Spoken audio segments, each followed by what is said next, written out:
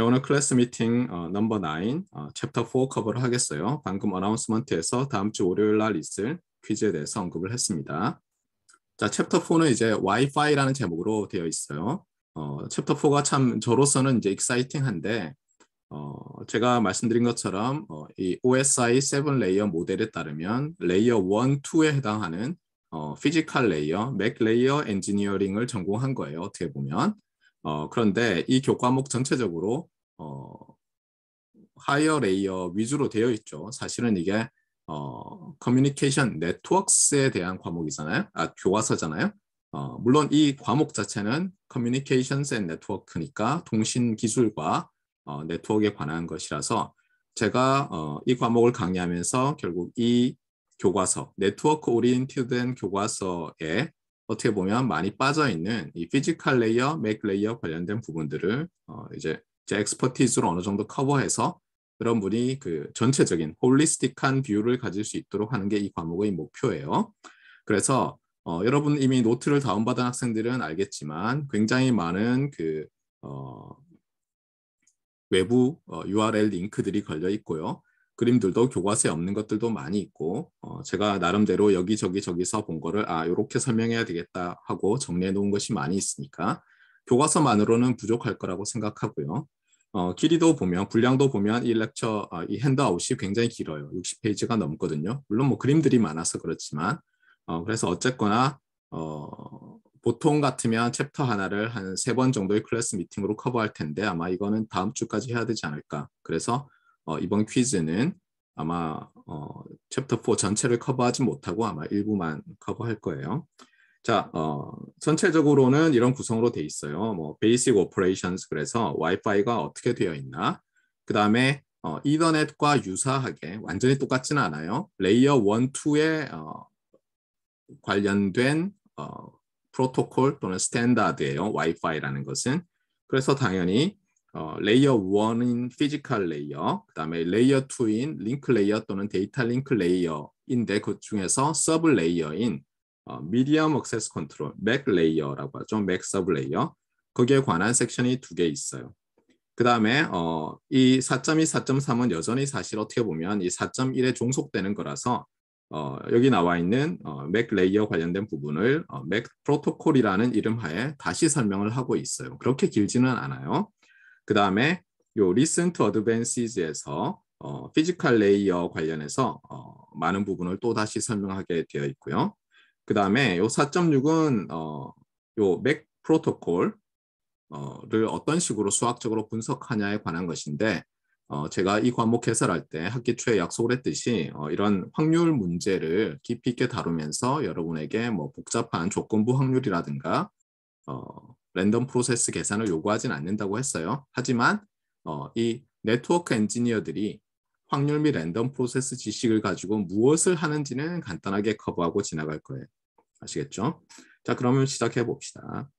먼저 우리가 이 와이파이라고 제목이 되어 있는데 지난번에도 한번 말씀을 드렸듯이 네트워크라는 것은 그 지오그래피칼 또는 피지컬 사이즈로 먼저 나눌 수가 있어요. 그래서 짧은 근거리에서 통신망을 만들었을 때 우리는 그것을 로컬 에리어 네트워크라고 했죠. 맞습니까? 그것을 와이어리스로 바꾼, 왜냐하면 기존의 로컬 에리어 네트워크는 와이어드 네트워크였으니까 그것을 와이어리스로 바꿔서 와이어리스 로컬 에리어 네트워크를 만드는 것을 생각할 수 있는데 일단 이것이 매우 중요해져서 축약어를 도입을 했죠. 그래서 뭐 WLAN, 와이어리스 LAN 이렇게 불러요.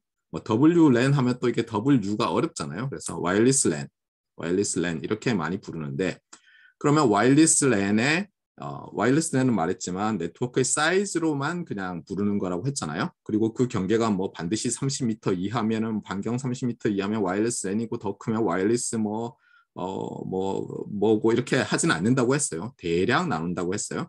그런데 이 와이어리스 랜 위에 지금 올려놓은 와이어리스 랜을 돌아가게 해놓은 표준 중에서 가장 파퓰러한 게 우리가 배우는 와이파이라고 불리는 그 표준이에요.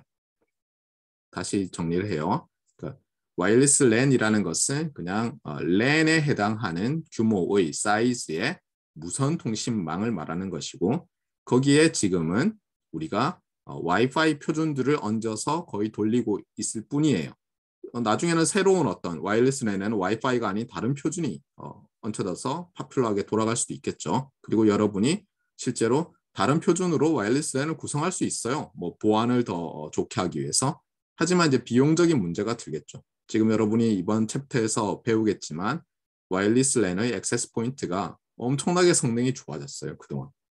심지어 액세스 포인트 플러스 뭐 이더넷 스위치 또는 이더넷 심지어 라우터에 해당하는 걸 붙여가지고 거의 뭐 100만 원 가까이 넷기어사에서 나오는 거 보면 최신 AP는 거의 한 100만 원 하죠. 핸드폰 가격이에요. 그렇죠? 네. 얼마나 많은 기능이 들어있겠어요. 이런 식으로 많이 진화를 했기 때문에 여러분이 와이파이가 아닌 다른 방식으로 다른 스탠다드로 와이어리스 랜을 구축하기는 굉장히 어려워졌어요. 물론 구축할 수는 있겠죠. 그런데 매우 프리미티브 할 거예요. 제가 한번 뭐 말씀을 드린 적이 있었는데 제가 대학교 4학년 1학기죠. 4학년 1학기 때 저는 전자회로 2를 들었는데 그 텀 프로젝트로 제가 무선 통신기를 만들었어요. 지금 보면 이제 레이어 1에서 만든 거예요. 실제로 2 이상은 그 당시 알지도 못했고 실제로 이 레이어드 모델이라는 것을 알지도 못했어요. 그리고 고백을 하자면 디지털 통신을 4학년 2학기에 들었어요. 그러니까 디지털 통신이 뭔지도 모르고 레이어 1에 해당하는 송신기, 수신기를 만들었었어요. 오직 그 전자회로 2에서 배운 것만 가지고. 그때 제가 만들었던 게 지금 이제 디지털 통신 지식을 가지고 있으니까 제가 얘기하면 이제 Continuous Phase Modulation이란 방식으로 비트를 전송했어요. 그래서 여러분이 이제 CPM이란 이름으로 디지털 통신 그 교과서를 찾아보면 나올 텐데 서킷으로 만들기는 이게 굉장히 쉬워요. 서킷으로 만들기는. 그런데 그렇게 현명한 방법은 아니에요. 현명하지 않다는 것은 어떤 의미냐면 주어진 주파수 대역을 충분히 활용할 수 있는 좋은 방법은 아니에요. 하지만 서킷으로 만들기 매우 유용하고 그러니까 당연히 대학교 4학년짜리가 만들었겠죠. 참고로 그때 저희 뭐 그 랩 안에서 이제 통신을 하고 랩 밖에서 이제 복도에서 전송을 해봤는데 한 거리가 한 40m 정도밖에 안 됐어요. 넘어가면 이제 에러가 너무 많아서 도저히 안 됐고요. 그 다음에 이렇게 말하면 여러분이 에이 만든 것도 아니네 할지 모르지만 전송 속도가 100 bps였어요. 믿어지지 않죠. 100mbps가 아니고 100 bps. 그러니까 1초에 100비트 정도 할 수 있었어요. 네. 그런데도 이제 그때 텀 프로젝트로 이걸 제출했는데 심사하는 날 그걸 심사하셨던 교수님이 너무 훌륭하다고. 왜냐하면 여러분들 히스토리를 보면 알겠지만 1994년이죠. 이게 12월쯤에는 네, 100 bps 무선으로 날릴 줄 아는 사람이 이 세상에 별로 없었어요. 네, 어쨌거나. 자, 그래서 다시 말씀드리지만 이 와이파이가 너무 발전했고 수없이 많은 회사들이 와이파이 액세스 포인트를 만들고 디바이스를 만들기 때문에 굉장히 성능이 좋아졌어요. 그래서 다른 방식으로 와이어리스 랜을 꾸민다는 것은 비용 면에서나 그리고 보안 면에서나 매우 잘못된 선택이 될 수 있어요. 그러니까 여러분이 굳이 집에다가 예를 들면 CPM 기술로 100 bps로 만들어 놓으면 여러분 한번 계산해 보세요. 넷플릭스 다운받으려고 하면은 버퍼링 하는 데만 몇 시간 걸릴지 몰라요. 네. 자, 다시 돌아와서 그래서 우리가 로컬 에리어, 와이어드 로컬 에리어 네트워크에서 이더넷이라는 레이어 1, 2 프로토콜이 있었던 것처럼 와이어리스 로컬 에리어 네트워크를 위해서 레이어 1, 2, 엄밀히 얘기하면 레이어 1과 맥 서브 레이어, 세컨 레이어의 서브 레이어를 커버하는 와이어리스 이더넷을 만들어 보자고 한 게 이 와이파이 표준의 시작이에요. 그래서 처음에는 이 워킹 그룹이 만들어졌을 때는 목표가 와이어리스 이더넷이었어요. 그래서 이름을 와이어리스 이더넷이라는 이름을 쓰고 있었는데 물론 이제 여기 나오지만 Institute for Electrical and Electronic Engineers 미국에서 만들어진 전기전자공학인 회라고 했어요. 여기서 802.11 이라는 이름 하에서 이 와이어리스 랜을 위한 레이어 1, 2 프로토콜을 만들기 시작했기 때문에 공식적으로는 802.11 그 다음에 그 밑에 이제 일종의 따르는 문자들이 있는데 처음에는 그냥 11이라고 했고요. 그다음에 이게 발전을 하는데 다른 번호로 붙이는 게 아니라 11 밑에 뭐 B, A 이런 식으로 붙여왔어요. 우리 생각에는 A, B, C, D, E, F, G 할 것 같잖아요. 그런데 반드시 그렇게 되지는 않았어요. 네. 그래서 어쨌거나 그래서 어쨌든 IEEE 802.11과 굉장히 관련이 있고요. 그러니까 여러분 생각에는 와이파이는 그러면 802.11이네 할지 모르는데 이게 또 이상하게 됐어요. 좀 이따 히스토리를 말하면서 제가 클래리파이를 해줄게요. 그리고 레이어 1, 2기 때문에 레이어 1은 피지컬 레이어라서 모듈레이션이 굉장히 중요해요. 그래서 실제로 우리가 이더넷에서는 이 레이어 1이 어떻게 되어 있는지 제가 대충만 얘기하고 지나갔죠.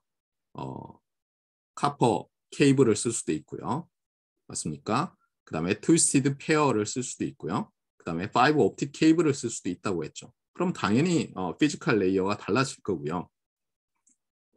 RF, 라디오 프리퀀시의 EM 웨이브를 모듈레이트 하는 것과 비저블 라이트 대역 또는 인프라레드 대역의 뭐 광을 그러니까 적외선이나 그러니까 일종의 적외선 레이저나 가시광 레이저 같은 걸 이용해서 광섬유를 통해서 신호를 전달할 때 쓰는 변조 방식이 당연히 다르잖아요. 그런 걸 우리가 커버를 안 했어요. 예. 커버를 안 하고 다만 이 챕터 4에서 와이파이를 배우면서는 상당히 많은 부분을 커버할 거예요. 그리고 나중에 뒤에 가면은 우리가 와이어리스 셀룰라 이동통신에서의 표준인 LTE와 4G, 그 4세대 LTE와 5G, 5세대 NR을 배울 때 또 이제 이 모듈레이션에 대해서 많이 얘기를 할 거예요. 그래서 어쨌거나 레이어 1, 2에 걸쳐 있는 프로토콜이기 때문에 프로토콜을 디파인하는 스탠다드이기 때문에 802.11이 모듈레이션 스킴들에 대해서 쭉 제가 말을 할 거고요. 그다음에 레이어 2에서는 뭘 하는 거죠? 레이어 2에서는 주로 다루는 게 뭐였어요? 랜에서 소위 말하는 미디어 액세스 컨트롤 어드레스 또는 이더넷 어드레스라고 했죠. 맥 애드레스를 이용해서 어떻게 해요? 받은 거를 포워딩 테이블에 따라서 어느 포트로 보내고 뭐 이런 걸 했었죠. 그런데 무선이면 어떻게 돼요? 이 이더넷 스위치처럼 딱 아이솔레이션 된 어떤 링크를 만들 수가 없죠. 그래서 이제 충돌도 일어나고 이러거든요. 그래서 거기에 대해서 어쨌든 액세스, 멀티플 액세스, 여러 스테이션들이 AP에 액세스를 할 때 어떻게 처리할 것이냐를 또 디파인을 해놨어요. 그래서 그것은 맥 레이어에서 커버가 되겠어요. 자, 히스토리에 대해서 이제 얘기를 좀 더 하기 전에 우리가 흔히 이제 와이파이라고 불리는 것은 그림을 그리면 제가 블록도 벤 다이어그램 이런 걸 좋아하니까 여기에 와이어리스 랜이란 게 있으면요. 어떻게 보면 와이파이는 조그만 건데 그 전에 먼저 IEEE 802.11 패밀리가 있는 거고요. 물론 이게 단 것처럼 그려놨지만 단은 아니고 이 안에 802.11 패밀리 안에 여러 밑에 이제 그 어떤 사람들은 모드라고 해요. 뭐 11B, 11C 할 때 그 B, C, 뭐 11AC, 11AX 할 때 그 AX 이런 것들을 모드라고 하는데 여러 모드가 있는데 그 중에 일부만 공식적으로 와이파이라고 불러요. 알겠어요? 802.11 패밀리에 있는 모든 것을 와이파이라고 부르지 않아요. 이제는. 예전에는 그랬어요. 예전에는 이 와이파이라는 이름이 그냥 비공식적인 이름일 때는. 그런데 공식적인 이름에서는 와이파이 4, 와이파이 5, 와이파이 6 이런 식으로 번호를 붙이거든요. 마치 우리가 4세대 LTE, 5세대 NR 이렇게 셀룰라 이동통신에서 세대를 나누듯이 그때의 의미로 그런 좁은 협의의 와이파이라는 것은 이 802.11 모두를 포함하지는 않아요. 좀 이따 또 나올 거예요. 자, 어쨌거나 그래서 여기도 나와 있지만 some generations 또는 some mode라고 부른다고 했어요. 어떤 사람은 또 버전이라고 해요. 와이파이 버전 3, 802.11 버전 AC 뭐 이렇게 부르는 사람도 있어요. 모드 뭐 G 이렇게 부르는 사람도 있고 제너레이션 부르는 사람도 있고 참 뭐 다양하죠. 그래서 802.11 패밀리에 있는 스탠다드가 모두 와이파이라고 불리는 건 아니고 일부만 와이파이 한 다음에 어떤 넘버를 붙여요. 그리고 우리 교과서는 이 와이파이에 대해서 표기법도 대문자 W, 소문자 I, 대문자 F, 소문자 I라고 했지만 이것도 이제 공식적으로는 Y하고 대쉬하고 Y 이렇게 하기로 했어요. 알겠어요? 그래서 웬만하면 여러분이 이렇게 표기를 해주세요. 네. 그래서 이렇게 붙여 쓰지 않는다. 알겠죠? 참고로 여기 이제 제가 핸드아웃을 좀 바꾸면서 컬러링을 좀 도입을 했는데 제가 강조하고 싶은 거는 블루 컬러로 했고요. 레드로 돼 있는 거는 여러분이 PDF로 다운받았을 때 외부 그 URL이 링크가 되어 있어요. 그래서 누르면 뭐 유튜브에 연결된다든가 누르면 위키에 연결된다거나 누르면 어떤 큐오라의 어떤 그 질문과 답으로 연결된다든가 이렇게 돼 있으니까요. 잘 눌러보시면 되겠어요. 참고로 와이파이 6, 그 다음에 심지어 와이파이 6E라는 게 6, 뭐 extended, extension 이렇게 볼 수 있는데 이런 제품들이 나와 있어요. 여러분이 액세스 포인트를 구입하려고 하면 물론 이제 와이파이 공유기, 무선 공유기 뭐 이런 이름으로 판매되고 있어요. 그런데 어쨌든 와이파이 6를 지원한다, 와이파이 6E를 지원한다라는 게 있는데 그것이 조금 전에 제가 말한 것처럼 IEEE 802.11 AX 모드를 말하는 거예요. 그다음에 AX 모드에서 피지컬 레이어에서 센터 프리퀀시만 6GHz 대역을 추가해 놓은 것이 6E예요. 여기 AX는 2.4기가 ISM 밴드와 5기가 뭐 미국 같으면 그 N 뭐 어떻게 되죠? National Infrastructure Unlicensed UNII 뭐 밴드라고 하는데 하여튼 고기 위주로 되어 있는데 와이파이 6E는 그것보다 높은 6GHz 대역이 이제 열리면서 거기서 이제 막 밴드위스를 장악해서 써보자 해서 만들어진 거예요. 표준상 변화는 크게 없다고 합니다. 자, 어쨌거나 그래서 정리를 좀 하면 이렇게 돼 있어요.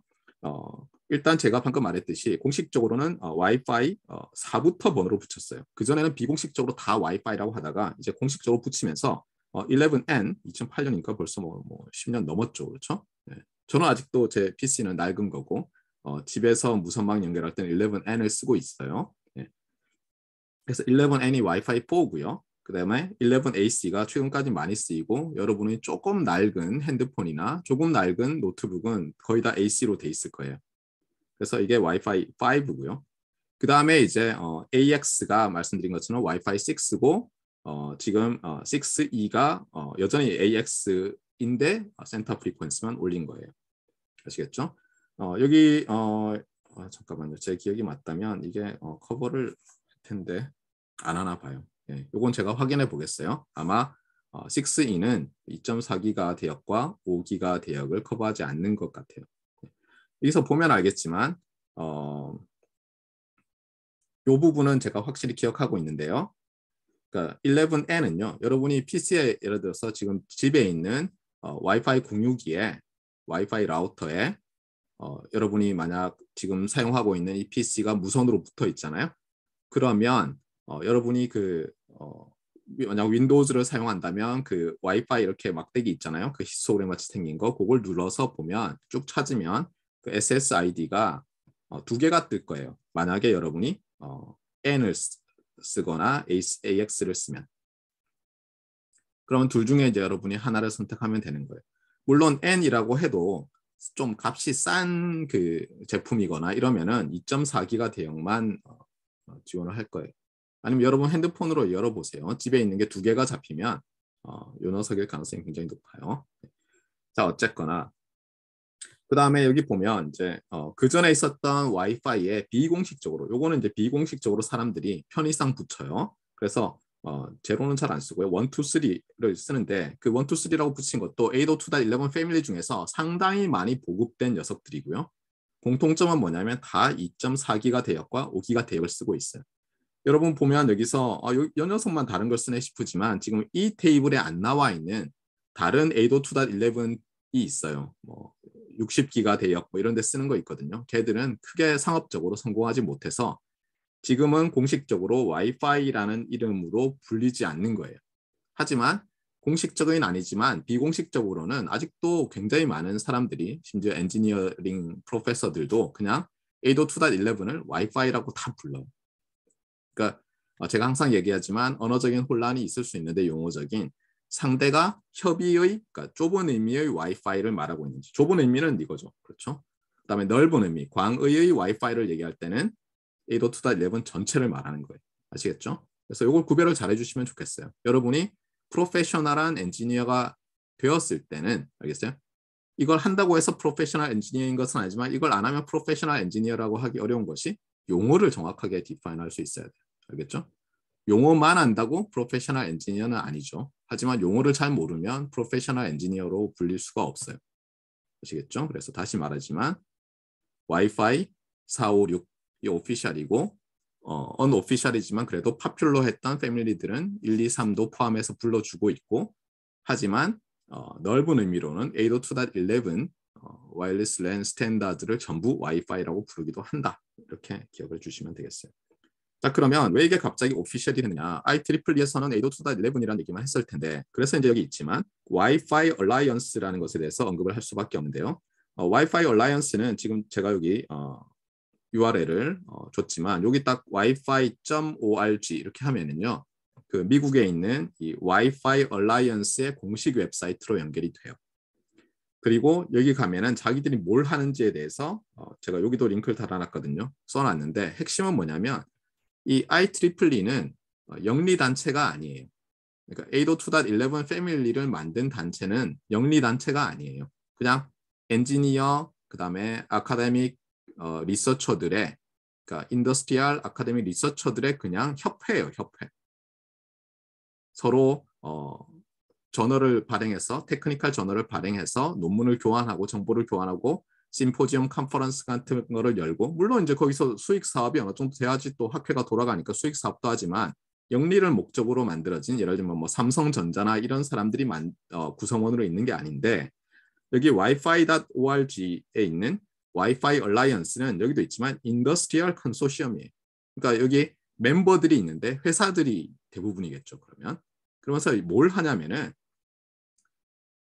이 와이파이 얼라이언스가 일종의 그 인텔 인사이드 이러듯이 스티커 묻혀주는 거예요. 간단하게 얘기하면. 실제 스티커를 붙인다는 게 아니라 뒤에도 나오지만 이런 걸로 와이파이 서티파이드 제품이냐 아니냐 이런 걸 표시할 수 있는 권한을 자기들이 가진 거예요. IEEE에서 약간의 권한을 받은 거죠. 아마 IEEE가 뭐 돈 좀 받았겠죠. 얼마씩 내라 우리한테. 예. 그러면서 이 기기들 있잖아요. 디바이스나 이런 것들 아니면 뭐 핸드폰에 들어가는 와이파이 칩 이런 것들도 서티파이를 해서 이게 호환성에 대해서 검증을 한 다음에 서티피케이션을 주는 거예요. 이 일을 하는 곳이 이 와이파이 얼라이언스예요.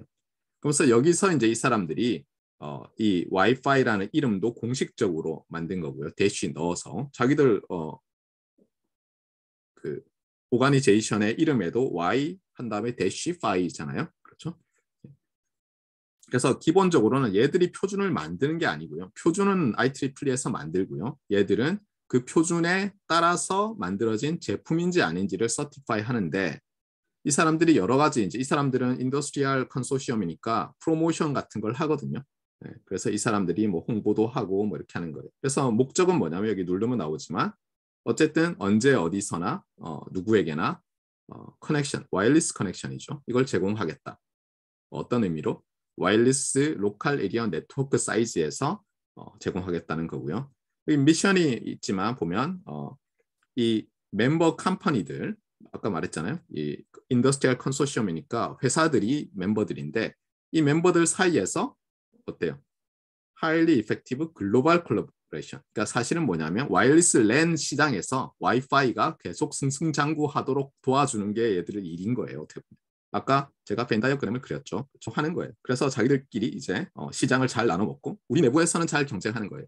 예를 들어서 제가 와이어리스 랜에 올라가는 새로운 표준을 막 주창을 해요. 뭐 이런 모듈레이션으로 너무너무 좋습니다. 그러면 당연히 왜 그렇겠어요? 제품을 새로 만들어야 되잖아요. 지각 변동이 일어나면 어떤 일이 생겨요? 갑자기 그 산업의 선두주자였던 회사가 추락할 수가 있죠. 맞습니까? 그러니까 어떻게 보면 이거는 뭐 담합이라고 부르면 법률적으로는 이제 너무한 거고 길드 비슷한 거죠. 중세.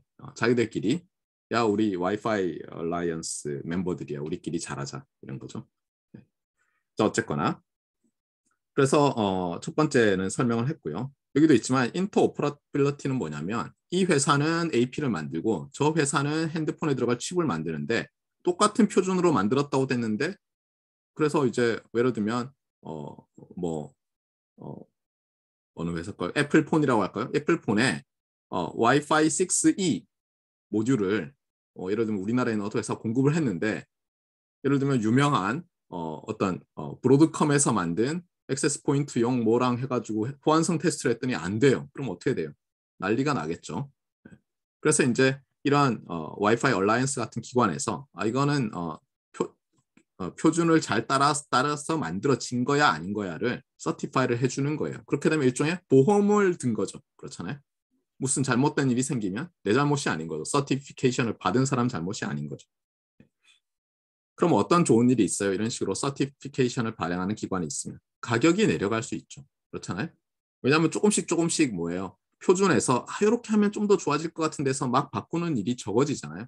물론 그렇게 하면 어때요? 딱 그 기기를 사용하는 사람들, 그 트랜스미터나 리시버 페어 사용하는 사람들은 좋아질 수 있지만 맞습니까? 가격이 올라갈 수도 있겠죠. 어떻게 보면 이제 그런 게 없어지는 거죠. 표준을 정해놓고 거기 따르도록 하는 거죠. 페어 플레이를 하게.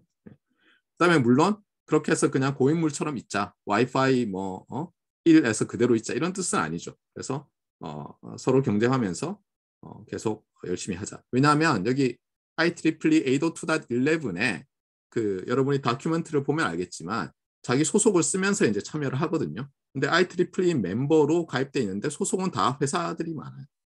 나중에 여기 꾹꾹 눌러보면 한국 같으면 LG라든가 LG전자라든가 애트리, 삼성전자 이런 데 소속돼 있는 분들이 그 802.11 예를 들면 AX 표준을 만드는데 기여를 막 해서 거기 문서들을 올려놓고 이렇게 되어 있어요.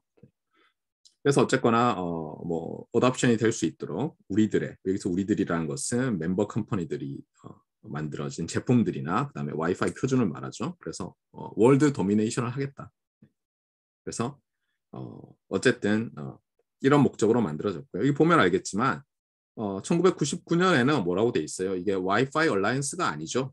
와이어리스 이더넷 컴패터빌리티 얼라이언스예요. 그러니까 상호 호환성이 보장돼야 되니까. 그러니까 이 말이 어떻게 보면 초창기에 만들어진 이 이름이 위카 이름 별로죠. 예. 와이파이 얼라이언스가 훨씬 폼 나잖아요.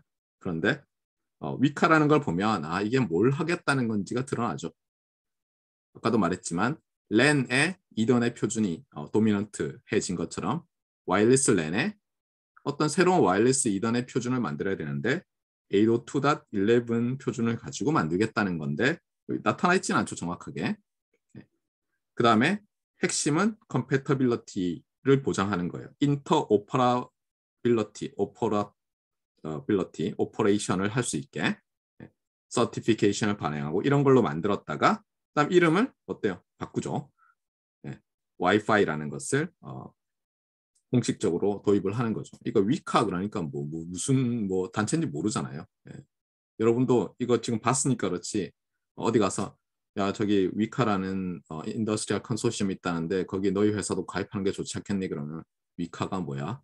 소카랑 무슨 사이야? 이렇게 할 수도 있죠. 그렇잖아요. 그래서 와이파이로 바꿨는데 이때만 하더라도 와이파이가 무슨 뜻이냐? 이미 파퓰러해졌는데 와이어리스 피델리티 이런 뜻이었다고 해요. 근데 이게 공식적은 아니다라는 얘기도 있어요. 그냥 와이파이는 와이파이다 이렇게도 얘기하는데 어쨌든 와이어리스 피델리티를 줄인 말이래요. 지금은 그들의 홈페이지에 따르면 수백 개의 멤버 컴퍼니가 있대요. 그러니까 이 와이파이 관련된 시장에 얼마나 많은 회사들이 뛰어들어 있는지 알겠죠. 그런데 상호 호환성이 떨어지면 이거 말짱 꽝이죠. 엄청나게 가격만 올라가고. 여러분 핸드폰들을 보면 아마 갤럭시 폰들은 와이파이 그 연결이 딱 되면 이게 이렇게 수직으로는 안 뜨더라도 아마 이렇게 요 와이파이 문양 있잖아요. 지금 요 돌려놓은 거 여기에 숫자가 이렇게 뜰 거예요. 이렇게 6라고 뜨면 와이파이 6 표준을 따르는 액세스 포인트에 가서 여러분이 핸드폰이 가서 붙었다 이렇게 보면 돼요. 그래서 붙었다는 것은 이제 통신하면서 프레임을 주고받고 있다 이렇게 보면 되겠어요. 자, 그 다음에 우리 교과서에서는 안 나오는데요. 요거는 이 용어는 제가 꼭 클래리파이를 하고 지나가고 싶었어요. 왜냐하면 우리 대학원생들도 우리 심지어 저도 자꾸 실수를 하고 그러고 있기 때문에 이 용어를 꼭 설명을 하고 지나가고 싶었는데 이거예요. 여기서 이제 터미널로지에서 핵심적인 두 단어는 하나는 밴드라는 단어고요. 하나는 채널이라는 단어예요. 그래서 이 밴드와 채널이 과연 어떻게 다르냐. 예를 들면 그냥 아카데미아에서 활동한 사람 보고 예를 들면 와이어리스 밴드와 와이어리스 채널을 구별하라고 같은 말이지 이렇게 할 수 있어요. 아시겠어요? 뭐가 다르냐. 그런데 이 인더스트리에서는 많이 다르게 사용하고 있고요. 특히 이 802.11 관련된 모든 표준에서는 확연히 구별해서 쓰고 있어요. 그래서 여러분이 이 밴드와 채널을 구별을 할 줄 알아야 되고요. 또 하나는 뭐냐면 제가 여러분이 다른 수업을 듣거나 심지어 제 수업을 들어도 통신 이론 수업에서 채널이라고 하면 이렇게 돼 있어요. 어떤 인풋 아웃풋이 있는 시스템인데 이게 매핑 룰이 랜덤할 경우에 이걸 그리고 이것이 통신을 할 때 이쪽에 트랜스미터가 놓이고 이쪽에 리시버가 놓이면 얘를 채널이라고 부르는데 그것과도 또 다른 거예요. 아시겠어요? 얘를 흔히 채널이라고 통신 채널 이렇게 부르는데 그때와 또 달라요. 그러니까 제가 전에 얘기했지만 이 세상에는 한정된 단어들이 있고요. 여러분이 새로운 용어를 만들면 기존에 있는 단어에서 빌려온다고 했죠. 그러다 보면 이쪽 그룹 사람들이 저쪽 그룹 사람들이 동일한 단어를 빌려와서 다르게 쓸 수 있죠. 그리고 심지어 같은 그룹 사람들이 통신 이론 수업을 들을 때 사용하는 용어와 같은 그룹 사람들이 와이어리스 와이파이 표준을 이야기할 표준에서의 용어를 이야기할 때 쓰는 채널이 또 다른 거예요. 아시겠어요? 그래서 여러분들이 이런 거를 클리어하게 쓸 줄 아느냐 모르느냐도 중요해요. 저는 그렇다고 생각해요. 적어도 이 과목에서. 그럼 당연히 여러분이 퀴즈에서 예를 들면 나올 문제를 예측할 수 있겠죠. 그렇죠? 제가 이렇게 강조하는데 설마 이 밴드와 채널에 대해서 묻는 문제를 틀린다고 하면 실망할 것 같아요. 자, 그럼 봅시다. 이 밴드라는 것은 또 뭐냐면 한 단어로 쓰이지 않고요. 수식하는 단어가 함께 있어줘요. 그런데 그렇게 해서 하면 어때요? 김수환무, 거북이와 두루미, 삼천갑자, 동부로 추하면 너무 길죠? 그렇죠? 그러면 그냥 김수환 이렇게 부를 수 있잖아요. 맞아요? 그런 것처럼 이 밴드도 공식적인 용어는 스펙트럼 밴드라는 게 있고요. 스펙트럼 밴드라는 게 있고 프리퀀시 밴드 이렇게 많이 나눠지는데 보통 우리가 스펙트럼 밴드라고 하면요. 이 ITU, International Telecommunication Union이라고 하는 UN 기구예요. 이 ITU는. 예. UN 기구고 참고로 여러분이 ITU에서 활동할 수 있는 방법은 하나밖에 없어요. 공무원이 되는 거예요. 예전에는 이제 기술고시라고 불렀죠. 지금은 행정고시 기술직이라고 할 거예요. 그래서 여러분이 통신 쪽에 행정고시 기술직을 패스해서 공무원이 되잖아요. 그러면 이제 여러분 중에서 어떤 사람들은 예를 들면 뭐 우정사업부 이런 데 가서 여전히 우리 우편이 굉장히 중요하잖아요. 실제로 여러분은 우체국 그러면 뭐 이제 뭐 다들 뭐 이메일 보내고 뭐 택배 있는데 우체국이 뭐가 중요하나 뭐 그냥 택배 같은 거 조금 하나 싶으지만 실제로 우체국에서 중요한 것은 우체국 예금이에요. 국가가 보증하는 예금이기 때문에 실제로 굉장히 커요 그게. 그런데 어쨌든 그쪽이 있고요. 또 하나가 우리가 아는 뭐 정보통신부 옛날에 있었던 것처럼 정보통신 관련된 거잖아요. 그래서 이 ITU에 파견을 가요. 여러분이 국가 공무원이 되면. 그래서 그 UN의 산하기관에 파견을 가서 예를 들면 뭐 우리나라가 이번에 그 천고의 적도상에 정지 궤도 위성을 몇 개를 더 올리려고 하는데 뭐 주파수를 어떻게 할당받고 뭐 폴라라이제이션은 뭐 라이트 핸드 서큘러 폴라라이제이션을 쓰고 뭐 레프트 핸드를 쓰고 어쩌고 저쩌고 뭐 방사 패턴이 어떻고 뭐 이런 거 회의하러 가는 거예요. 그 다음에 또는 이제 새로운 어떤 와이파이의 새로운 대역을 정해야 되는데 나라별로 뭐가 다 달라서 문제가 될 때 또 가서 이제 회의하고 이런 걸 하는 거예요. 제가 아는 이유는 그걸 해봐서가 아니라 제가 미국에 유학을 갔을 때 그 당시 정보통신부에서 그 에이스 오브 에이스인 한 분을 공부를 좀 더 하시라고 석사 과정을 보내주셨어요. 그래서 그분이랑 어떻게 보면 석사 동기가 돼가지고 물론 저보다는 띠동갑이시니까 12살이나 거의 많으시지만 그래서 보니까 정말 멋진 일이더라고요. 저는 예전에 공무원 그러면 여러분 나이보다 제가 더 어릴 때는 그냥 우리가 흔히 그 접하는 뭐 서류 떼고 이럴 때 보는 공무원들만 생각하다가 보니까 뭐 불어도 굉장히 잘하세요. 유엔에 가면은 뭐 여러분도 들었겠지만 외교 관련돼서는 불어가 중요하죠. 그래서 이분은 불어도 박식하시고 너무 놀랐어요. 네. 그다음에 말싸움에서 이기시기 위해서 온갖 뭐 철학 공부도 하시고 뭐 그러시더라고요. 그래서 청산유수같이 말씀도 하시고 뭐 미국 역사 이런 것도 미국 애들보다 더 잘 알아요. 이러시고. 그래서 여러분들도 그냥 단지 나는 박사에서 교수 돼야지. 나는 박사에서 예를 들면 뭐 정부 출연 연구소에 연구원이 돼야지. 뭐 나는 뭐 삼성전자의 연구개발 부서에 갈까? 이런 것 말고 공무원이 되는 것도 한번 생각해 보세요. 특히 뭐 이렇게 말하면 차별적인 발언으로 오해할 수도 있겠지만 그런 뜻은 아닌데 여학생의 경우에는 굉장히 좋은 직업이에요. 공무원이라는 것은. 물론 절대 쉬운 직업은 아니에요. 엔지니어보다 쉽다고는 하지 않겠어요. 다만 여러분이 나중에 뭐 육아라든가 출산이라든가 이런 문제를 겪었을 때는 훨씬 더 강력하게 여러분을 보호해 주는 게 공무원직이에요. 아시겠죠? 네.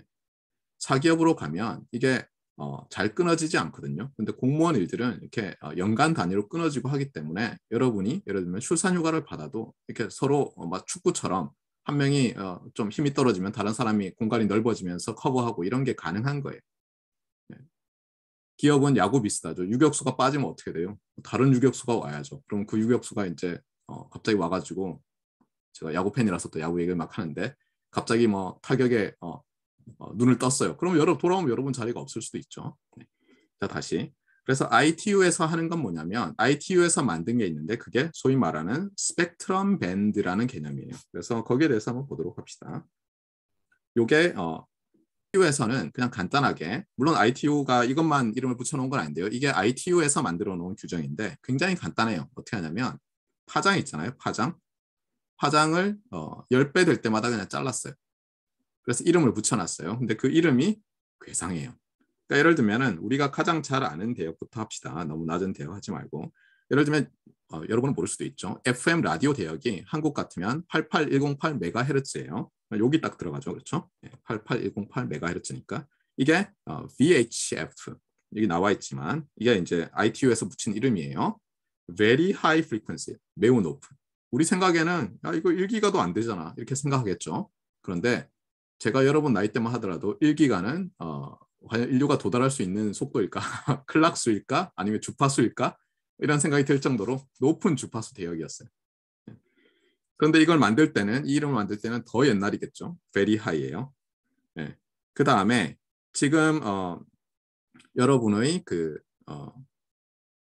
예를 들면 와이파이 대역 있잖아요. 아까 2.4GHz, 5GHz 이렇게 했잖아요. 그럼 2.4GHz면 어떻게 돼요? 2400MHz 아니에요? 어디 들어있어요? 하나는 여기 들어있고 2.4기가는 맞아요? 그다음에 5기가는 어디 들어있어요? 여기 들어있죠? 얘들은 무슨 대역이에요? 아니 이미 very high인데 더 높은 건 뭐예요? very보다 더 높은 거. 그래서 또 ultra high. 그래서 여러분이 very보다 더 강하면 ultra. 그러면 그런 게 어딨냐? 누구 마음대로 네 마음대로 형용사를 그렇게 순서를 정하냐 그러면 UN의 공식 입장이다 이렇게 ITU의 공식 입장이다 이렇게 얘기하면 돼요. 예를 들면 very good 그 다음은 뭐예요? 울트라 굿 그 다음에는 슈퍼 굿이겠죠. 농담이에요. 지금 어디 가서 이렇게 얘기하지 마세요. 그래서 이 ITU의 라디오 스펙트럼 밴드 공식적으로는 라디오 스펙트럼 밴드 또는 스펙트럼 밴드들은 이렇게 나눠져 있는 거예요. 이름 아시겠죠? 그 다음에 슈퍼 다음에는 익스트림이죠. 그럼 슈퍼맨보다 더 힘센 사람은 익스트림맨이겠죠. 그 다음에 여기 THF가 있는데요. 이건 tremendously high, tremendous. 뭐 이런 장난삼아 쓰는 형용사들의 랭킹을 매기는 것도 ITU에 따라서 뭐 해볼만 하겠죠. 아시겠어요? 그래서 요거는 밴드를 10배 단위로 잘라 놓은 거예요. 여기 보면 다 3으로 되어 있는 이유는 뭐예요? 말했지만 제가 여러분한테 기억해 달라고 할 때 EM 웨이브가 라디오 프리퀀시 대역이죠. 지금 보면 알겠죠? 0부터 약 3테라까지를 라디오 웨이브 전파라고 하는 거예요. 제가 번역을 할 때 우리 초창기에 전자기파는 일렉트로마그네틱 웨이브를 번역한 거고요. 전파는 라디오 웨이브를 번역한 거예요. 전자기파를 줄인 게 아니에요. 어떤 사람들은 전자기파를 줄여서 전파라고 하는데 그건 굉장한 오해를 일으킬 수 있어요. 아시겠죠?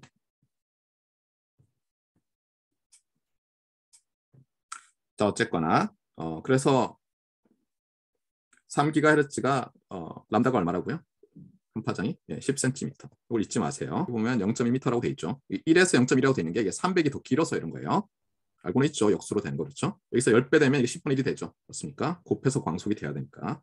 그래서 2.4GHz는 UHF 대역에 속하고요. 근데 이건 말고 IEEE에서도 아마 라디오 프리퀀시 밴드가 아니라 이제 라디오 밴드를 나눠놨거든요. 죄송합니다. 레이더 밴드를 IEEE에서는 이게 이제 히스토리가 있는데 2차 대전 때 이제 독일, 미국, 일본 이런 데서 레이더를 개발하기 시작했고요. 독일이 사실 제일 먼저 한 것 같아요. 히스토리로는. 네. 그래서 이제 이 사람들이 어떻게 했냐면 지금 우리가 ITU 라디오 스펙트럼 밴드 기준으로 하면 그 UHF에 해당하는 여기도 써놨지만 그러니까 VHF보다 높은 UHF에 해당하는 대역보다 높은 대역을 쪼개서 자기들이 레이더로 쓰기 시작했어요. 그러다 보니까 이런 일이 발생했어요. 여기 보면 아까 0.3에서 3기가까지였잖아요. 그런데 거기서부터 쪼개기 시작한 거예요. UHF부터 쪼개가지고 여기서 예를 들면 1기가 맞아요. 2기가, 4기가, 4기가, 6기가 이런 식으로 적당히 쪼개가지고 이름을 붙였어요. 이름을 붙이는데 보면 알겠지만 여기 cause라는 게 있죠. 그렇죠? 그래서 독일어로 이게 short이래요. 짧다. 예. 짧은 주파수를 가진다는 뜻인가 봐요. 그래서 K밴드 이런 말을 해요. 여러분들이 이제 요즘 일론 머스크가 하늘에다 뭘 띄우고 있죠. 스타링크라고.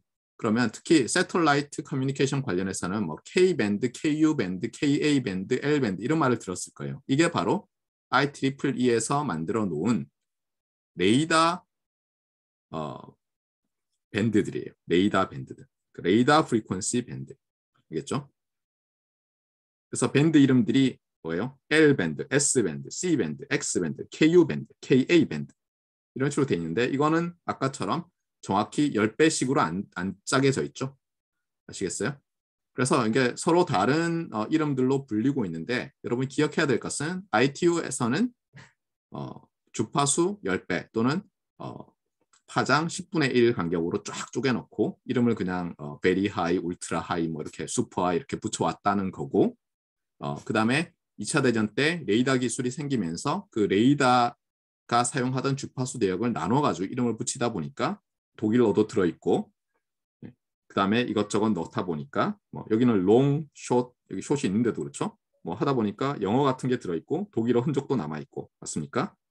cause의 아래쪽이라 해서 cause under, cause above, KA. 그러니까 뭐 독일어랑 영어가 막 섞여 있는 거죠. 네, 이런 식으로 이름이 붙은 거예요. 그래서 여러분들이 이 두 개를 확실히 구별해 놓으면 좋겠고요. 이건 말고도 이 밴드라는 이름은 뭐냐면 이런 식으로 몇 헤르츠부터 몇 헤르츠까지 이렇게 UN이나 아니면 어떤 산하기구에서 자기들 정해서 이름을 붙였어요. 그래서 예를 들면 이런 게 있어요. AM 라디오 브로드캐스팅 밴드들이 있는데 간단하게 그냥 AM 밴드들이라고 부르는 경우가 있거든요. 그게 예를 들면 이런 거예요. 여러분이 AM 밴드도 우리가 흔히 사용하는 한국에서 535kHz부터 중학교 때 공업 시간인가요? 그때 외워놓고 아직도 외우고 있어요. 예. 이거 우리나라예요. 우리나라. 예. KAM. KFM은 뭐라고요? 아까 88MHz에서 108MHz. 이런 간단한 몇 개들은 여러분이 기억해 놓으면 좋겠어요. 그런데 우리가 흔히 알고 있는 AM 라디오라는 거 있잖아요. 라디오 수신기죠. 엄밀히 얘기하면. AM 라디오 수신기가 한국에서 판매하는 걔가 커버하는 것은 어디 들어가요? 지금 여기 들어가죠. 여기. 그래서 중파 라디오예요. 중파 AM 라디오 밴드예요. 얘는 장파 AM 라디오 밴드고요. 그럼 당연히 단파도 있겠죠. 그래서 단파 라디오 뭐 이런 거 있잖아요. 그래서 단파 이게 다 물음표인데 이게 대시예요. 이게 제가 뭔가 변환하다가 잘못된 것 같아요. 그 다음에 FM 라디오 밴드도 있어요. FM 라디오 밴드. 근데 그 전에 약간 구별하기 위해서 좀 소개하면 아마추어 라디오 밴드들이 있어요. 햄 라디오라고 불리는 거 있죠. 그래서 걔들은 막 여기저기 흩어져 있어요. 그리고 주의할 것은 뭐냐면 햄 라디오는 여러분이 라이센스를 면허를 받아야 돼요. 라이센스를. 그 다음에 우리나라는 있는지 모르겠는데 이것과 유사한 게 뭐냐면 시티즌스 밴드라는 게 있어요. CB. 미국에서는 많이 있어요. 캐나다도 비슷한 게 있고 이거는 햄 라디오랑 유사한데 이건 라이센스가 필요 없어요. 그래서 시티즌스 밴드는 뭐 이쯤 대역에 있고요. 그다음에 라이센스가 필요 없고 그래서 이런 이제 여러 밴드들이 있는 거예요. 그다음에 뭐 얘기했지만 FM 라디오 브로드캐스팅 밴드도 있는데 이게 우리나라는 88에서 108이고 메가헤르츠. 그다음에 이제 TV 브로드캐스팅 밴드가 있는데 이게 흥미로운 것은 뭐냐면 요 대역 있잖아요. 요 대역보다 조금 낮은 데 있어요. 우리나라는. 그런데 요 조금 낮은 대역이 일본에서는 FM 밴드에 속해요. 그래가지고 제가 아직도 기억나는 게 저희 아버지께서 출장 가셨다가 일본에서 FM 라디오를 사오셨는데 저는 그때 이제 이런 거 몰랐죠. 나라별로 조금씩 FM 라디오 브로드캐스트 밴드가 다른 거를 맞추다 보니까 9시 뉴스 방송이면 나오는 거예요. 밖에서 이제 부모님께서 KBS 9시 뉴스를 보고 계신데 제가 이렇게 맞추다 보니까 처음에는 그냥 라디오에서 9시 뉴스를 하는 줄 알았는데 마루에 들리는 소리랑 똑같아요. 보니까 여기 어디에 그 NTSC 방식으로 옛날 구형 아날로그 TV 방식으로 보내는데 거기에 음성은 FM으로 실어서 보내는 거예요. 그러니까 이 FM 라디오로 주파수를 딱 맞추니까 라디오가 들리더라고요. 네, 그래서 기억을 하고 있어요. 그래서 TV 브로드캐스팅 밴드가 여기인데 이거를 이제 디지털로 바꾸면서 우리나라는 미국과 마찬가지로 ATSC로 바꿨는데요. 말이 많았죠. 그 유럽 방식으로 하자 이런 얘기도 있었고. 근데 어쨌든 ATSC 방식으로 바꾸면서 좀 정리를 했어요. 정리를 조금 해가지고 저기 이제 남은 부분들을 TV white space라고 하는데 거길 또 써서 802.11 또는 802.20인가요? 어디서 써보겠다고 해서 한때 슈퍼 와이파이라는 이름이 있었는데요. 슈퍼 와이파이. 이거는 이 와이파이 얼라이언스에서 공식적으로 802.11 시리즈를 와이파이라고 하기 전에 나왔나 봐요. 그래서 이 슈퍼 와이파이는 우리가 아는 와이파이가 아니에요. 이거는 정말 리저널 에리어 네트워크처럼 좀 넓은 지역에서 하려는 거예요. TV 화이트스페이스를 이용해서 넘어가고 그 다음에 이제 핵심이 뭐냐면 여기서 아까 와이파이를 우리가 배우잖아요. 근데 많은 와이파이 기기가 옛날은 아니었어요. 이 ISM 밴드라는 것을 사용했어요. 이 ISM은 뭐냐면 Industrial, Scientific and Medical. 그래서 ISM을 따온 거예요. 근데 이 밴드도 여러 개가 있어요. 제가 2.4만 이야기했지만 802.11 초창기에는 900메가헤르츠 대역의 ISM 밴드도 지원할 수 있게 돼 있다가 다 없어지고 지금은 2.45 그다음에 이제 6으로 넘어가고 있는데 엄밀히 말하면 2.4는 ISM 대역이 맞고요. 더 높은 대역은 아까 잠깐 얘기했지만 미국의 기준으로 따르면 unlicensed 이게 U가 unlicensed예요. 그다음에 NII National Information Infrastructure 밴드라고 불리는 건데 여기가 이제 우리는 이렇게 안 부르고 다른 이름으로 부르겠죠. 이 national이 아메리카라는 뜻이잖아요. USA. 예. 그래서 우리는 다른 이름으로 부르는데 어쨌든 국제회의를 해가지고요. 이 밴드를 공통으로 쓸 수 있게 최대한 오버랩이 많이 되게 회의를 하는 거예요. 그래서 지금 우리도 여기를 쓸 수 있게 열어줬다고 들었어요. 그래서 6E가 가능하다. 자, 그러면 이제 밴드는 개념을 알겠어요. 그러니까 밴드는 얘기하면 그냥 어디서부터 어디까지를 무슨 밴드라고 하자 이렇게 이름을 붙이는 거예요. 그때그때에 따라서 ITU는 ITU대로 이름을 붙이고 IEEE는 특히 레이더 관련해서는 레이더대로 붙이고 그래서 어떻게 되냐면 예를 들면 이렇게 쪼개놓은 거예요. 이게 미국에서 FCC에서 해놓은 frequency allocation인데 이게 보면은 이게 여기서부터 여기까지 아까 말했지만 라디오 대역을 라디오 여기도 있잖아요. 라디오 스펙트럼 대역을 다 쪼개놓은 거고 어떤 용도로 허락해놨는지를 컬러 코딩을 해놓은 거예요. 참고로 이거는 인터넷에 찾으면 워낙 흔해요. 그냥 United States Frequency Allocation 그러면 이거 원본이 있을 정도로 여러분이 전지로 출력할 수 있을 정도의 해상도로도 인터넷에 있어요. 이런 식으로 돼 있는 거예요. 이거를 어때요? 어느 한 나라가 결정하는 게 아니라 UN의 산하기구인 ITU를 통해서도 비슷비슷한 기능을 하는 것들끼리 최대한 모아놓고요. 그다음에 국가에다 자율권을 주고 그러면 예를 들면 밀리터리 그러면 안에서 알아서 하겠죠. 예. 간섭을 하면 안 되니까 서로 간섭하면 무선 기기들은 기능이 떨어지잖아요. 최대한 안 되게 약속을 해놓은 거고요. 어쨌든 그래서 밴드라는 개념은 이제 알겠어요. 이런 식으로 이름을 붙이는구나. 그다음에 와이파이의 경우에는 2.4GHz부터 2.5GHz 대역의 ISM 밴드와 그다음에 unlicensed 밴드 5기가 6기가 되는 데를 지금 쓰고 있나 보다. 그런데 그거는 이제 요 얘기예요. 요 밴드. 알겠어요? 그러면 밴드에는 그 두께를 뭐라 그러겠어요? 밴드 폭을 밴드 위스라고 하겠죠. 그렇죠? 근데 이 밴드 위스라는 말이 주의할 게 있는 거예요. 우리가 밴드 위스라고 하면은 뭐죠? 여러분의 시그널 젠 시스템즈 시간에 배울 때 밴드 위스는 무엇의 밴드 위스였어요? 주로 시그널의 밴드 위스죠. 또는 필터의 밴드 위스죠. 밴드 패스 필터의. 맞습니까?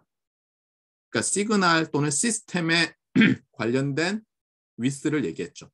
맞습니까? 예를 들면 X of T라는 시그널이 있는데 얘를 푸리어 트랜스폼을 해서 캐피탈 X of F를 만들어서 이게 대부분 컴플렉스 밸류드 펑션이니까 매그니튜드 스퀘어를 취해서 에너지 스펙트럼을 보는 거예요. 그랬더니 이쪽에 이렇게 있었어요. 그럼 대충 여기서부터 여기까지가 이 시그널의 밴드 위스구나. 이렇게 말을 하죠. 그다음에 필터를 설계했어요. 그랬더니 밴드 패스 필터예요. 그래서 뭐 이렇게 나왔어요. 그럼 또 어떻게 해요? 대충 여기서부터 여기까지 뭐 피크해서 3dB 밴드위스를 정하고 이런 거 있었죠. 그러니까 뭐냐면 시그널 또는 필터의 특징에 대해서 밴드위스라는 걸 붙였는데 주의할 건 뭐냐면 여기서 우리가 말하는 이 밴드들 있잖아요. 이 폭들도 밴드위스라는 말을 하는데 그거는 이 밴드 내에 시그널은 조금만 들어있을 수도 있죠. 맞습니까? 이 밴드 내에서 또 쪼개가지고 밴드 내에서 쪼개서 우리가 어떤 필터를 만들면 더 작을 수도 있죠. 그러니까 우리가 이런 라디오 스펙트럼 밴드를 ISM 밴드 할 때는 밴드 위스는 무슨 뜻이에요? 정말 말 그대로 우리가 할당한 이 밴드의 폭이에요. 아시겠죠? 시그널의 밴드 위스가 아니고 필터의 밴드 위스가 아니라 이 밴드의 위스예요. 자, 그다음 그럼 이제 채널이라는 건 뭐냐? 아까 말했지만 통신에서는 요게 요렇게 통신을 볼 때 이 부분을 채널이라고 한다고 했잖아요. 트랜스미터와 리시버의 사이에 있는 인포메이션을 컨베이하는 어떤 미디엄. 그런데 우리가 이 와이파이라든가 아니면 이 ITU나 IEEE에서 밴드란 걸 정의하고 나서 나오는 채널은 이 밴드 안에서 잘게 쪼개놓은 어떤 개념이에요. 알겠어요? 그래서 뭐냐면 채널들이 하나의 밴드에 있는 거예요. 그런데 여기서 이제 핵심적으로 여러분이 알아야 될 게 있어요. 이 채널은 이 밴드들은 서로 아이솔레이션 돼서 있거든요. 하나의 그 스탠다드에 따르면 예를 들면 아까 ITU가 정한 Very High Frequency Band, Ultra High Frequency, Super High 할 때는 어때요? 정확하게 서로 오버랩이 없죠. 거기 경계에 있는 건 어떻게 저도 몰라요. 실제로 어느 쪽으로 뭐 히스토그램처럼 레프트 인클루시브, 라이트 익스클루시브인지 아닌지 정확히 모르겠어요. 그런데 얘들은 어쨌든 서로 오버랩이 없잖아요. 그런데 이 채널은 오버랩이 있어요. 일반적으로. 알겠어요? 이게 핵심이에요. 여러분이. 그래서 제가 이제 그림을 가져왔는데요. 이거예요. 여기서부터 여기까지가요. 우리가 주파수를 쓸 때 라디안 퍼 세크 말고 쓸 때 여기가 2.34기가에서 2.5기가. 그런데 여기서 잘 보세요. 이 밴드를 이게 이제 2.4GHz ISM 밴드라는 거예요. 아시겠어요? 2.4GHz ISM 밴드예요. 근데 이 밴드를 채널로 쪼개는데 오버랩이 있어요. 보세요. 첫 번째 채널은 센터 프리퀀시가 2.412. 두 번째 채널은 센터 프리퀀시가 2.417. 그러면 이게 기가헤르츠니까 지금 1000분의 1짜리가 맞아요? 그냥 메가헤르츠 단위죠. 그래서 이거 5 차이잖아요. 그래서 채널들이 5메가헤르츠 센터 프리퀀시 차이가 나요. 다시 얘기해요. 채널들은 전부 5메가헤르츠 센터 프리퀀시 차이가 나요.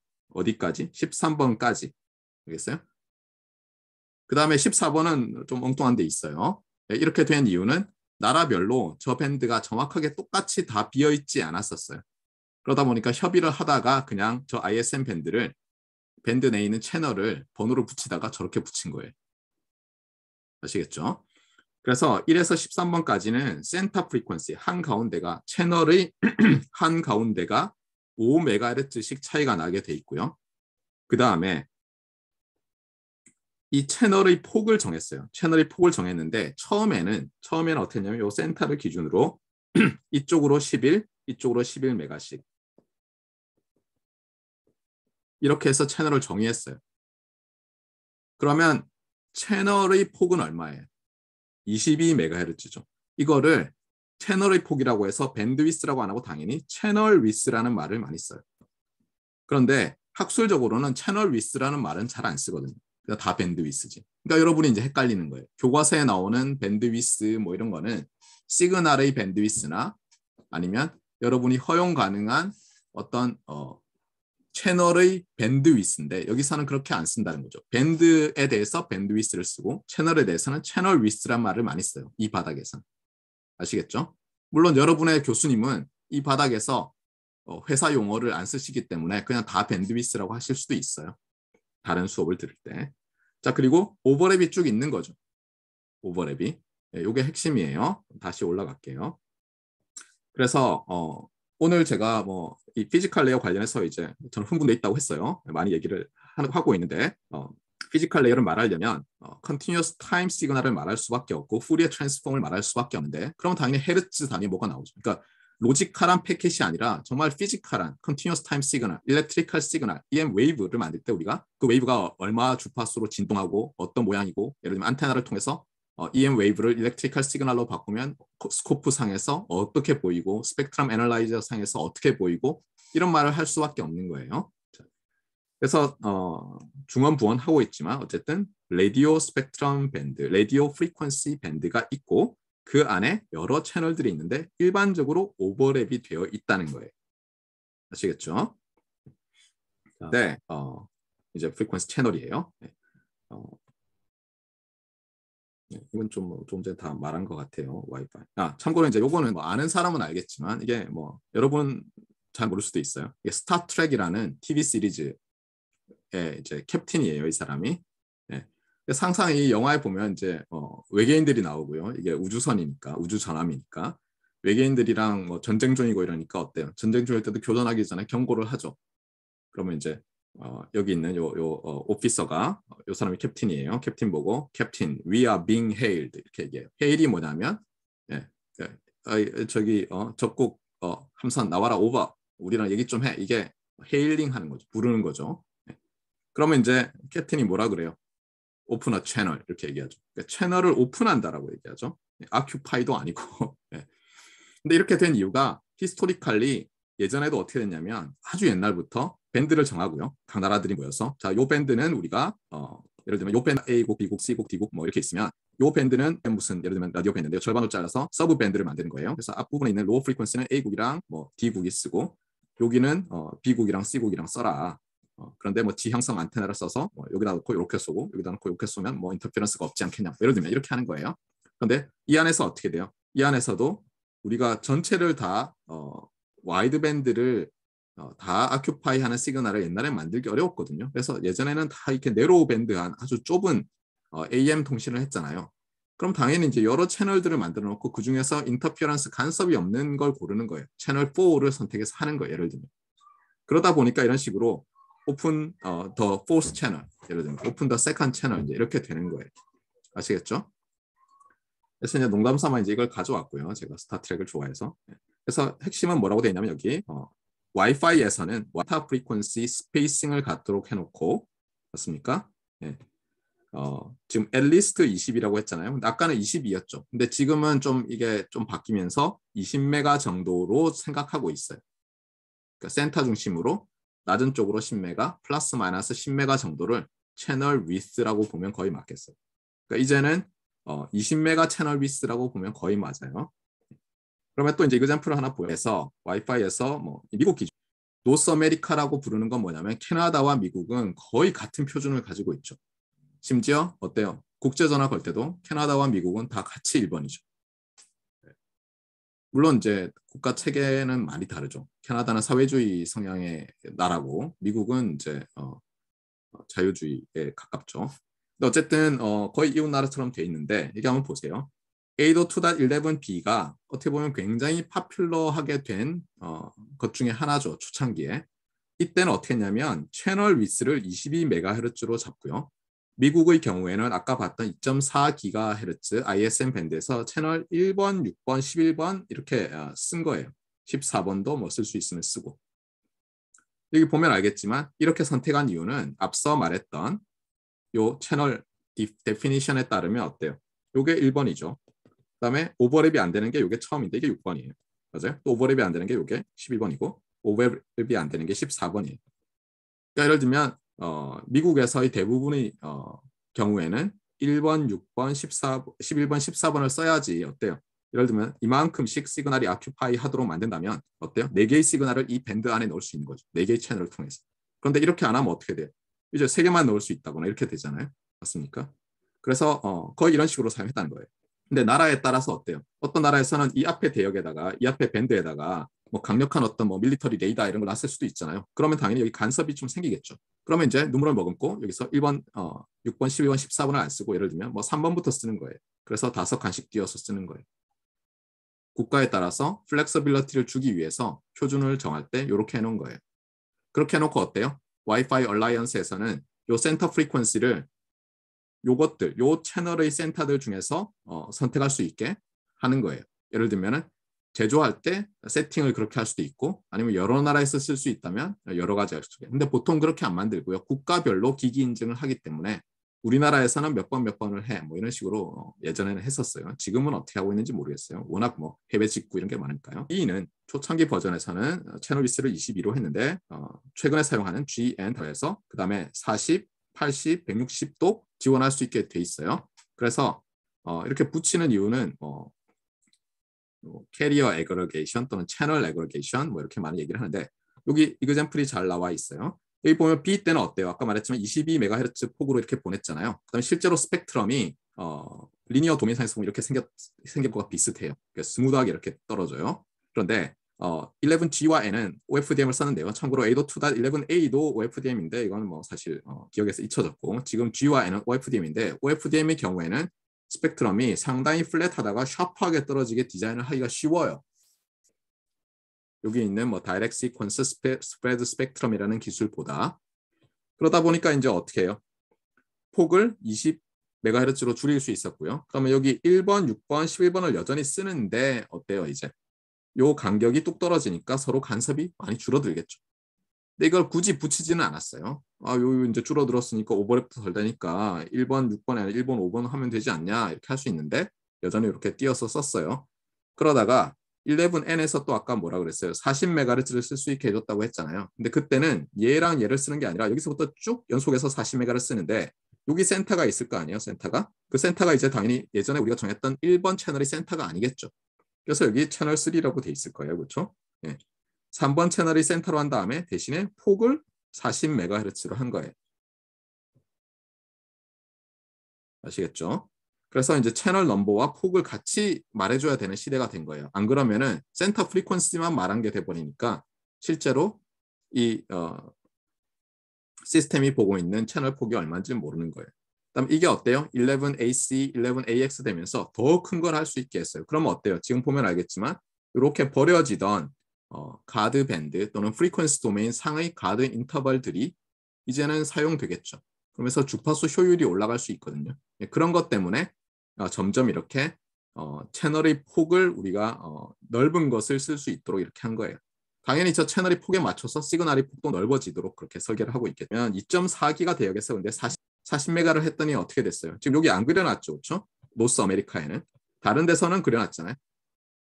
노스 아메리카에서는 여기다 넣으려고 하면 이쪽으로 뭐 넘쳐나는데 여기에 굉장히 절대 물러나지 않는 FCC에다가 우리 주파수 내어놓을게요. 그냥 와이파이 쓰세요. 하지 않는 어떤 무리가 있는 거예요.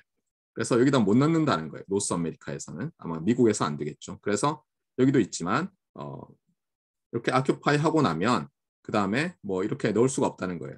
요거를 움직이면 이쪽으로 튀어나가거나 여기 오버랩이 되는데 따라서 40메가는 별로 안 좋고 그럼 당연히 어떻겠어요? 미국에서는 아이고 이거 곤란한데 우리나라에서만 이렇게 되면 안 되잖아. 그러니까 당연히 5기가 쪽을 열어주고 싶었겠죠. 맞습니까? 그래서 unlicensed national 국가 information infrastructure 밴드들을 만들어 놓은 거예요. 거기 뭐 굉장히 많아요. 그 밴드가. 자, 그 다음에 5기가에서는 어떻게 돼요? 아까도 얘기했지만 연속적으로 이제 안 붙어 있는데 이게 센터 프리퀀시를 하다 보면 여기가 센터가 딱 떨어져서 그래요. 그래서 이게 말씀드린 그 unlicensed UNII 밴드에서 여기는 사용 못하고 여기 사용 못하지만 여기다가는 여러 채널들을 할당해 놓은 거예요. 채널 번호를 쭉 붙여서. 그런데 기본적으로는 20MHz 단위로 되어 있는데 20MHz로 번호를 연속으로 붙이려고 하다 보면 센터가 안 맞으니까 어때요? 번호를 조금 이상하게 붙여놨죠. 그래서 20메가로 번호가 붙어 있고 40메가 번호가 붙어 있고 80메가도 붙어 있고 160메가도 붙어 있는 거예요. 그래서 표준도 여기에 맞게 와이파이들도 이제 굉장히 넓은 중간에 가드 프리퀀시 도메인, 가드 인터벌을 쓰지 않고 또는 가드 밴드를 쓰지 않고 신호를 보낼 수 있도록 그렇게 설계되고 있는 거예요. 자, 이렇게 해서 교과서에서는 없지만 우리가 중요한 개념을 배웠어요. 뭐였죠? 시간을 거의 끝내야 될 정도로 지금 많이 떠들었는데 이 밴드라는 개념과 채널이라는 개념이 있어요. 밴드라는 개념은 어때요? 뭐 ITU에서는 정확하게 수학적으로 10배씩 주파수가 늘어나면서 또는 웨이브랭스가 10분의 1로 줄어들면서 잘라 놓거나 아니면 IEEE 레이더 프리퀀시 밴드처럼 어떤 때는 뭐 적당히 4, 어떤 때는 뭐 6GHz 단위로 잘라놨지만 역사적으로 레이더가 개발된 어떤 순서라든가 뭐 어느 나라에서 이름 붙였느냐에 따라서 뭐 해서 뭐 KA 밴드, KU 밴드 뭐 S 밴드, L 밴드, C 밴드 뭐 이렇게 이름을 붙였다고 했었죠. 그런데 그 안에 어떻다고요? 그럼 뭐 ISM 밴드, UNII, 뭐 유니 밴드라고 하더라고요. 어떤 사람들 유니 밴드 뭐 이런 거 안에 또 어때요? 여러 채널들을 해놓는데 예전에는 어때요? 2.4GHz 대역 채널에서는 오버랩이 되게 센터가 5MHz 단위로 떨어지게 해놨고 지금은 어때요? 아예 번호를 이제 다르게 붙여놓은 거죠. 맞습니까? 예전에는 히스토리가 있으니까 2.4에서는 어때요? 2.4에서는 여기도 있지만 채널 3의 폭이 얼마다 이렇게 말할 수밖에 없는 거죠. 이미 알겠다고 생각한 모양이지 유니밴드에서는 번호를 아예 다르게 붙여놓은 거죠. 맞습니까? 그래서 밴드 폭이 번호도 다른 녀석으로 그래서 이제 밴드와 채널에 대해서는 여러분들이 확실한 개념을 이제 가졌을 거고요. 따라서 밴드의 폭은 밴드 위스고 채널의 폭은 채널 위스고 그다음에 뭐 채널 센터 프리퀀시의 스페이싱이 있고 이렇게 된다고 이제 말씀을 드렸어요. 자, 뭐 종이 울렸고요. 뭐 섹션 1도 못 들어갔는데 이제 섹션 1부터는 우리 교과서에서 나오는 걸 따라가되 최대한 제가 많이 일종의 오그멘트를 했어요. 그래서 다음 시간에 또 이 베이직 오퍼레이션 그다음에 그 맥 레이어와 파일 레이어에 대해서 좀 더 배우고 그다음에 아마 퀴즈를 보게 되지 않을까 이렇게 싶어요. 자, 그러면 일단 녹화는 여기까지 하겠습니다.